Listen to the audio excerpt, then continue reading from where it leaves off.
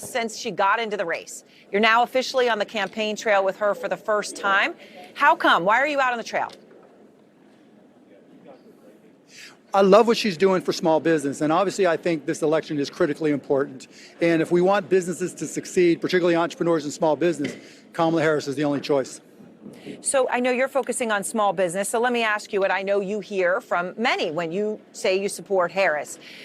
You've said you support her, you just said now small business, but also because you don't think she's an ideologue. But that is exactly the criticism others have. They say she lacks conviction, that she's flip-flopped. So I'm just going to play a few of those flip-flops for you, Mark, that I'm sure you hear a lot about, and give you a chance to respond. Here she is. Sure.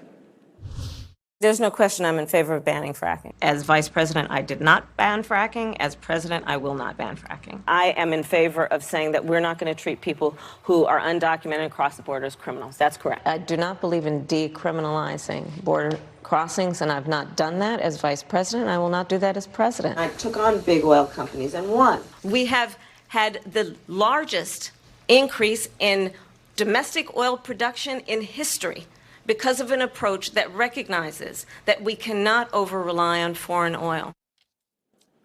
Mark, how do voters know that if they vote for Harris, she's going to do in office what she's saying she'll do now? Oh, that's easy. I mean, the one thing about Kamala, she's open-minded. She's very clear in saying she wants to take feedback from anybody. I'm not a Democrat. I'm an independent. And she says she's going to have a Republican in her cabinet. So when she talks about how she's evolved on the issues, that's not a bad thing. That's a good thing. That means she's listening, as opposed to her opponent who listens to no one about anything. I mean, yes, he's had the same positions, but he hasn't involved in them at all. You know, Kamala talks about using AI to improve permitting, to reduce friction in government, to cut costs in government. AI wasn't effective, didn't really exist 5 years ago when she was running. Just things evolve. And you need somebody who's open-minded, who recognizes that, and who will take input from anybody. So when it comes to criminalizing and not criminalizing crossing the border, I mean, that is just so stark. But you view that as an evolution. Yeah, I mean, look. Here's my opinion. I'm not speaking for the campaign with this. I thought their hearts were too big when Joe came into office, that they didn't know how many people would cross the border, and it got away from them. But they figured it out. They learned. And what did they do? He put together an executive order, and now the number of border crossings is down to where they were under Trump, maybe a little lower. She says she's going to sign the border bill, which is very clear where she stands now. But let me tell you, the most important thing that has not been discussed, Donald Trump and Kamala both have said when it comes to illegals that are in the country that have violated the law, they're criminals, they're going to deport them. Donald Trump hasn't said what he's going to do to deport anybody else. Is he going to do like they did to Elian Gonzalez, the little 6-year-old kid in Miami, when they sent in the militia to go pull him out? That would not surprise me. And the downscale impact of taking the militia to go hunt people down and pull them out of their homes, what do you think that community is going to do? What do you think you would do if someone dragged your cousin, your nephew, your niece, whatever, out of your house?